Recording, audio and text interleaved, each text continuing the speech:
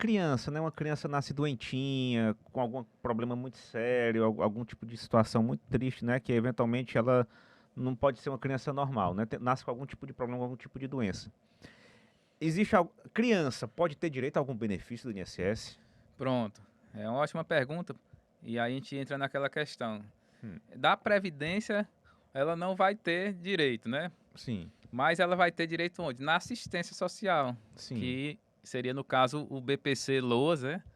Benefício de prestação continuada, ou a gente pode chamar benefício assistencial à pessoa com deficiência, né? certo.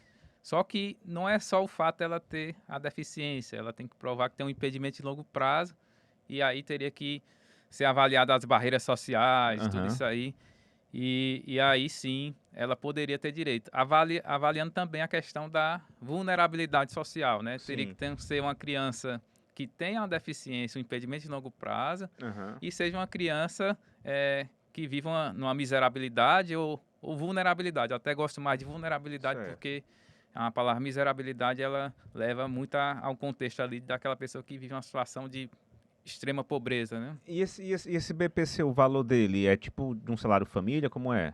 O valor é de um salário mínimo, Um né? salário O salário mínimo. mínimo hoje 1.412, né? Aham, Só o detalhe é que ele não gera o 13º, né? O abono certo. anual que o pessoal chama, né? O Aham. abono anual, o pessoal na parte da Previdência acaba chamando muito de Mas 13º. é um benefício espetacular, né? Então quer É, dizer que todo mês gera um salário mínimo para aquela família que tem aquela criança naquela situação, não é isso? isso. Só que a família tem que estar muito atenta à questão do CAD único. Sim, tá CAD escrito no único Cade Único. atualizado, né? Sim, As informações corretas, né? Porque hoje o INSS ele tem um poder de cruzar cruzamento de dados. dados em que ele consegue identificar se há alguma fraude, alguma coisa nesse Aham. sentido. Então é importante que as informações estejam corretas.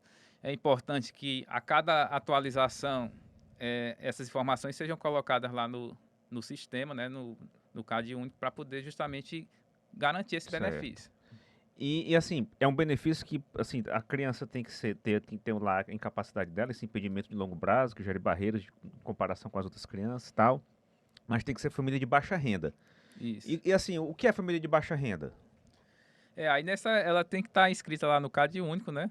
De baixa renda, conforme as regras colocadas. Até tem gente que está lá no CAD único e recebe o Bolsa Família, por exemplo. Uhum. E aí, nesse caso, preenchendo os requisitos que constam na própria lei, essa família vai acabar tendo direito. Então, tem que se avaliar essa Hum, questão dos membros da família, né? Quantas pessoas moram. certo, Se ela tá, se essa família toda tá lá dentro do CAD único, e certo. aí ela, preenchendo esses requisitos, ela vai acabar se enquadrando nesse BPC, né? Para poder Entendi. pedir o BPC. O detalhe é que, quando ela for pedir, esse CAD único tem que estar atualizado, né? Se tiver desatualizado, pode gerar um problema futuro, né? Onde é que a pessoa faz o Cade único? Aí, geralmente, ela tem que procurar o CRAS, né? Tem que procurar a Assi- prefeitura, Assistência né? social de onde Isso, mora, né? exatamente. E aí também tem gente que tem alguns locais que tem uns órgãos específicos, né? Mas a prefeitura, né? Sim. E aí daria para fazer todo esse cadastro. O detalhe até, Hum, você comentando aí, tem muita gente pergunta também do Bolsa Família, né? sim. Ele E, prejudica? aí isso aí houve uma mudança na lei agora em 2023, e aí trata de uma situação bem delicada, né? Que a pessoa que ela pede o benefício de prestação continuada, né? O BPC LOAS, né? Hum, Colocando assim. E tem alguém que receba lá o Bolsa Família, essa renda do Bolsa Família não entra no cálculo para se pedir o BPC. Ah, que bom. Mas o inverso prejudica. Ah, é? Hoje uma pessoa que recebe BPC e aí alguém vai pedir o Bolsa Família dentro lá Sim. da sua família, né? Aí já nessa situação prejudica. Ah, Foi uma mudança de 2023, né? E aí nesse caso, então, em certo ponto, aquela família, ela já tendo algum benefício vai perder? assistencial, aí ela acaba levando a isso, né? Sim. Porque o Bolsa Família hoje, pelo menos, né, a família receberia ali pelo menos R$ 600, né? Sim. E aí tem outros fatores, né? Se tem filhos, aí há um acréscimo de mais R$ 150, enfim, o valor é variável, né?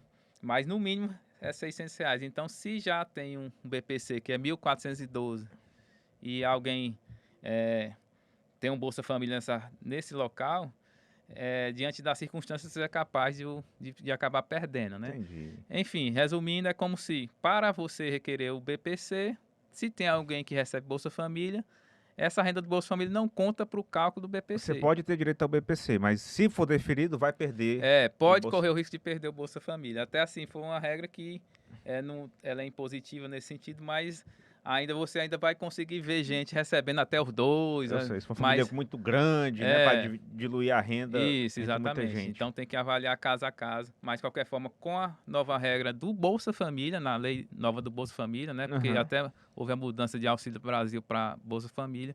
Aí nessa do Bolsa Família ela disse que a renda do BPC ela conta, Contabiliza para renda familiar. no caso, quando fosse requerer o Bolsa Família. Aí, no caso, assim, se for possível o BPC é mais vantajoso, né? Porque é um salário Isso, mínimo, né? exatamente. O Mais outro, vantajoso. o outro não chega a ser um salário mínimo. Isso. Aí uma questão, Eduardo, que muita gente pergunta, cara, que é saber se uma criança autista, o fato dela ser autista, se isso vai gerar direito ao BPC. Gera ou não gera?